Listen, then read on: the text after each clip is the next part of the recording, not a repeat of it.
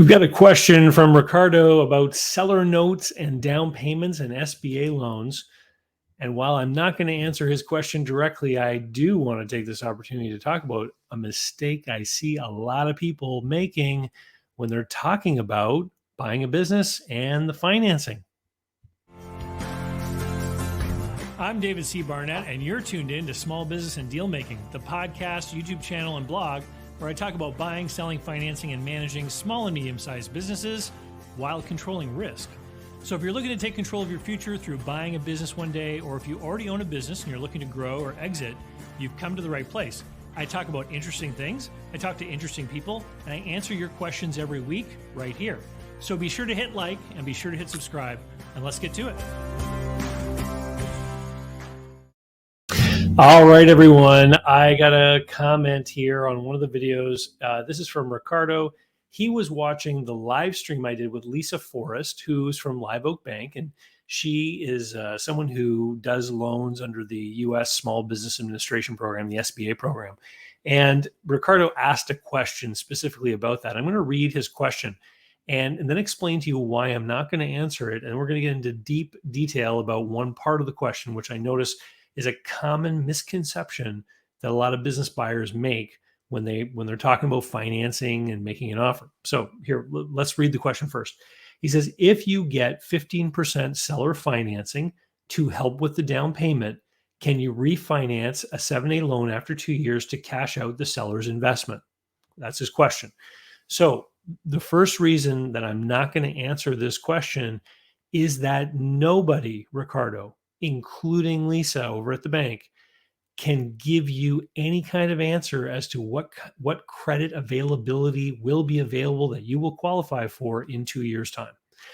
And back, from the moment I wrote my very first book, Invest Local, I talked about the dangers of any kind of balloon payment or any kind of obligation in the future, which relies upon somebody sort of gambling on the fact that they're going to qualify for credit and that credit will be available at some future point.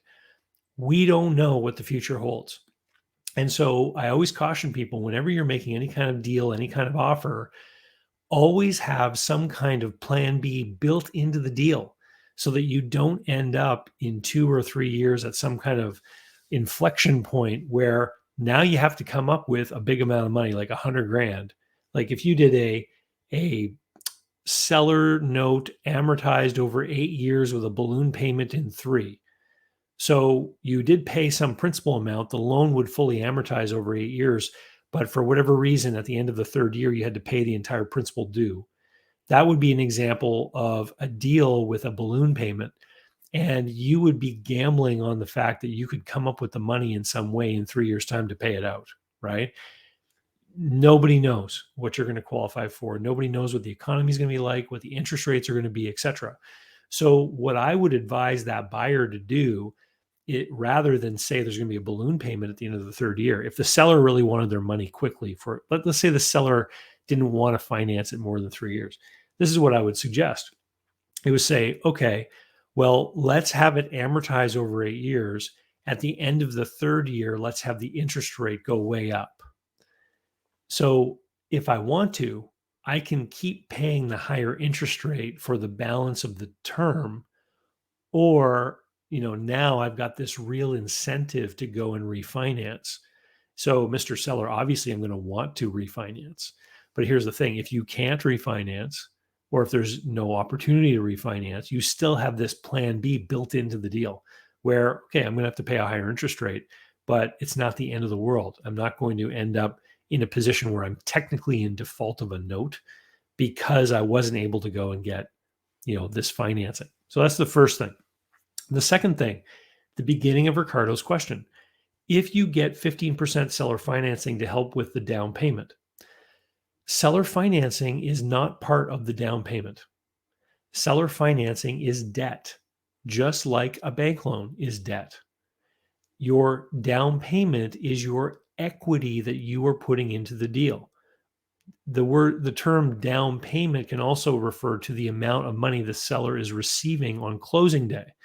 So if I have, let's say it's a $100,000 business, if I have 10,000 of my own money and I borrow 50,000 from the bank, I could tell the seller, I'm going to give you a down payment of $60,000, 10 plus 50, and then you will finance the other 40,000. So my down payment to the seller is that total, that 60,000, right?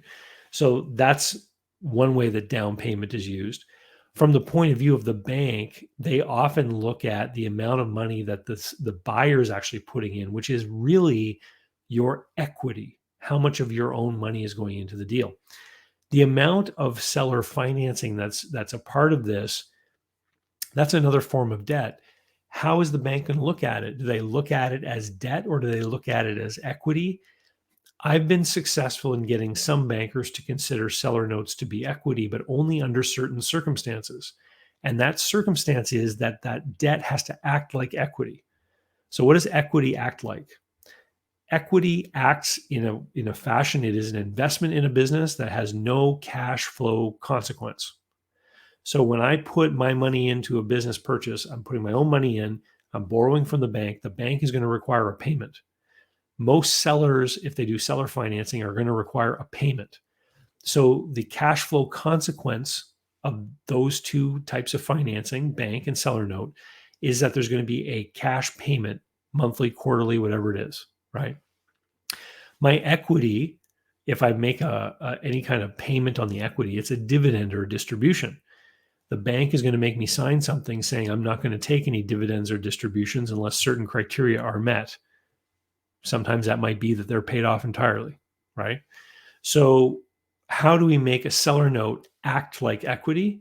Well, if there's no payment requirements. So if we have no payment on that seller note for years, then the bank might consider it to be equity.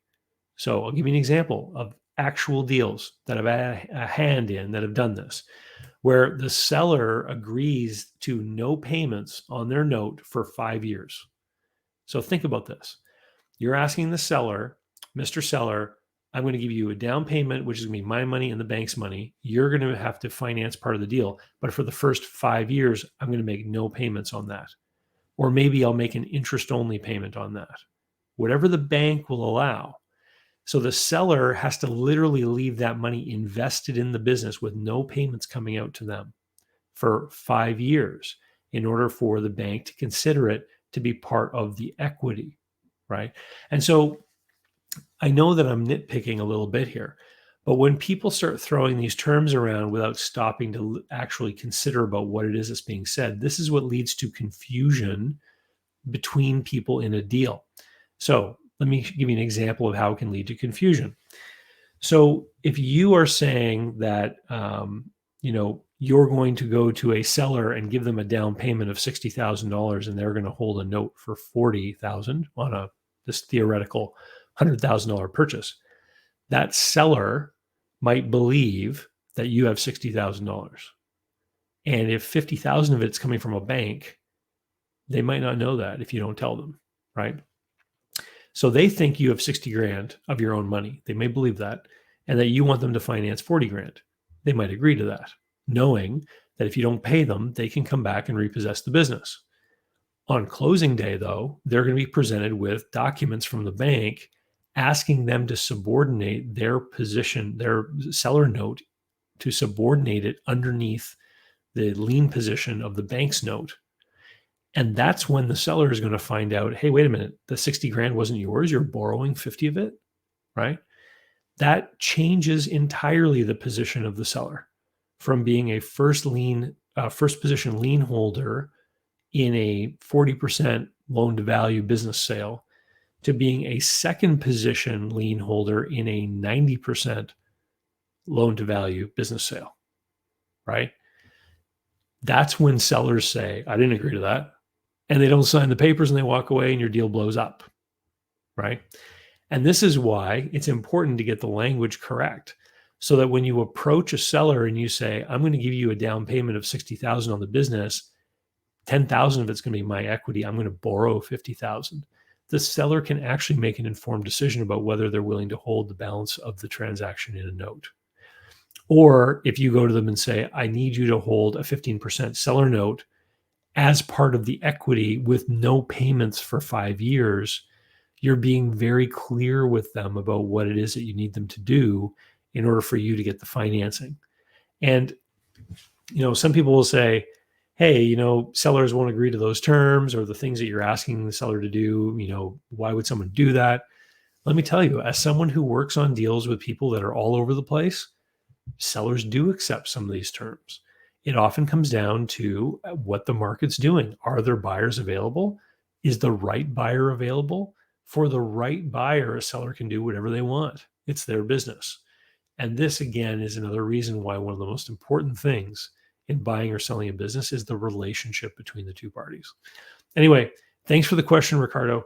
And thanks for the opportunity to be able to tear this apart. And if some of you guys were confused by some of that stuff, go ahead and listen again. And if I wasn't clear about something, just leave a question in the comments down below. And if I have to, I'll address it again. But thank you all for all the questions that keep coming up. I'll remind everyone that if you're interested in owning a business one day and you want to learn how to do it, head over to businessbuyeradvantage.com. That's where you can sign up for my online course called Business Buyer Advantage. You can also learn about my coaching program, Business Buyer Adventure, and all the other things that I do, consulting services that I do to help people buy a business. And with that, I'll say see you later, and we'll chat next time. Bye.